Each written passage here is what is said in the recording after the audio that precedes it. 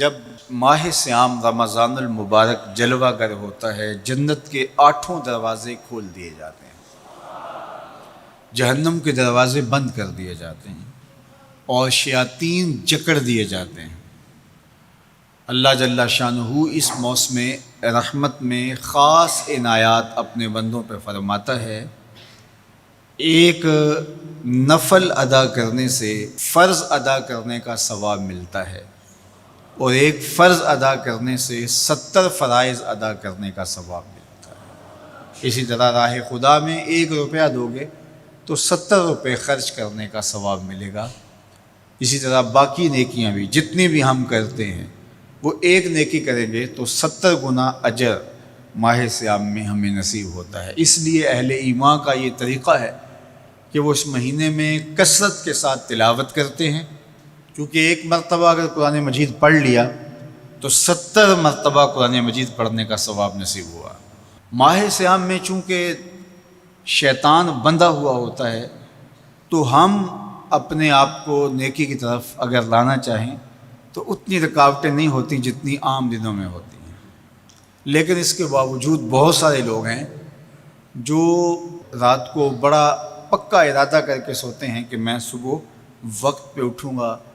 اور نوافل بھی پڑھوں گا اور نماز بھی ادا کروں گا، لیکن جب صبح ہوتی ہے تو انہیں یا تو جاگ نہیں آتی یا نیند سے بیدار ہو جاتے ہیں، بستر سے اٹھا نہیں جاتا۔ جبکہ وہی شخص انہوں نے صبح سبزی منڈی جانا ہو تو چھلانگ لگا کے اٹھتے ہیں اور سبزی منڈی پہنچتے بھی ہیں۔ سستی طبیعت کا کسل نہیں ہوتا۔ عمومی طور پہ ہم اپنے آپ کو بیمار تصور کر لیتے ہیں اور سستی اور کسل کا نام دے کر کے، بہانہ دے کر کے ہم کہتے ہیں کہ بس کیا کریں، ہم کو ارادہ کرتے ہیں روز لیکن ہم سے اٹھا نہیں جاتا، بس طبیعت اس طرح کی ہے، کسل ہے، سستی ہے۔ یہ بات ذہن میں رکھیے گا کہ ارادہ کرنے کے باوجود بھی صبح جب ہم اٹھ نہیں پاتے یا کوئی بھی نیکی کا کام ہم کرنے کا ارادہ کرتے ہیں تو ارادہ کرنے کے باوجود ارادہ ہی رہ جاتا ہے، ہم کر نہیں پاتے، تو اس کا سبب یہ ہوتا ہے کہ بہت سارے ہم گناہ کر چکے ہیں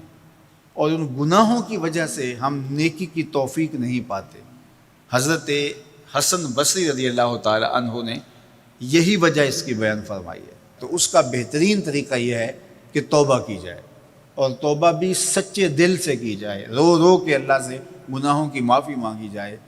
اور سچے دل سے جب توبہ کی جائے تو پھر سارے گناہ نہ صرف مٹا دیے جاتے ہیں بلکہ ان کو بدل کے نیکیوں میں تبدیل کر دیا جاتا ہے۔ تو ماہ صیام کے اندر پختہ عزم کریں اور اس عزم کو عمل کی شکل دینے کے لیے سچی توبہ کریں کہ ہمارا یہ رمضان اس طرح سے گزرے، یہ مہینہ اس طرح سے بسر ہو کہ ہم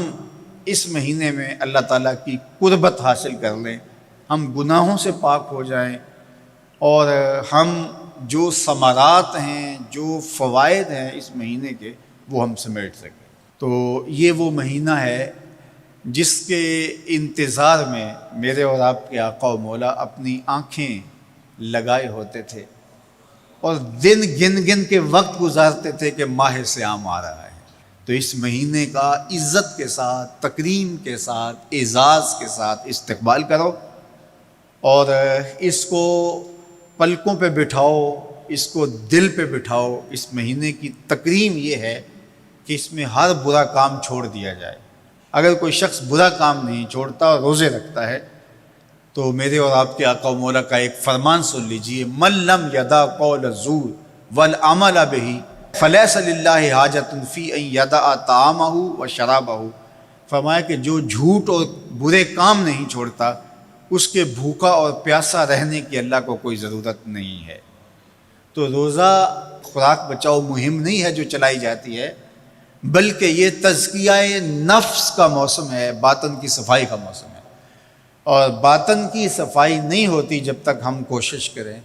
آپ کے بدن پہ بہت ساری میل چڑھی ہوئی ہے اور جمی ہوئی ہے بدن کے ایک ایک عضو پہ میل، تو آپ پانی میں چھلانگ لگا کے باہر بھی آ جاتے ہیں تو میل نہیں اترتی، چلو کچھ نہ کچھ فرق تو ضرور پڑ جاتا ہے، لیکن میل نہیں اترے گی۔ میل کب اترے گی؟ جب آپ اپنے بدن کو مل مل کے اس کے اوپر صابن لگا کر کے اچھی طرح سے اس کو جب اتاریں گے محنت کوشش سے، تو پھر آپ کا بدن مہک جائے گا، ہلکا پھلکا ہو جائے گا، میل اتر جائے گی۔ یہ موسم رحمت ہے، اللہ کی رحمتوں کا میਂہ برسے گا، اس سے کچھ نہ کچھ فائدہ تو ہوگا ہی، لیکن حقیقی فائدہ وہی حاصل کرے گا جو اپنے گناہوں کو مل مل کے دھوئے گا اور اپنے آپ کو صاف کرنے کی کوشش کرے گا۔ تو اپنے من کے میل اتارنے ہیں، اپنے باطن کے میل اتارنے ہیں، اپنے اعمال کی درستگی کی کوشش کرنی ہے۔ صلاۃ التراویح مسجد میں نہیں آ سکتے تو گھروں میں پڑھ لیجئے، جس طرح بڑی عمر والے لوگوں کو، بیمار لوگوں کو کہا گیا کہ آپ گھروں میں پڑھ لیں، بچوں کو کہا گیا، لیکن چھوڑیے گا نا، یہ رمضان المبارک کا خاص عمل ہے۔ آج کل دین بیزار طبقہ مختلف جگہوں پہ بیٹھ کے مسجد پر، مدرسے پر، تراویح پر، ان چیزوں پر تبصرہ کر رہا ہے اور اتنا ہلکا ثابت کرنا چاہ رہا ہے ان امور کو، جس طرح یہ چیزیں ہوتی کچھ نہیں ہیں،